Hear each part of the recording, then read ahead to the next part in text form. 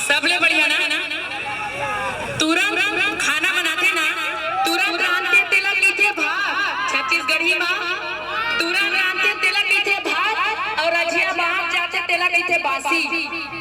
और जे हमर गाना में ताली नहीं बजाई ना ओला हो जाए खांसी। और खांसी का मतलब अब बढ़ जाइए आप। एक बार ताली बजाओ, ठीक है?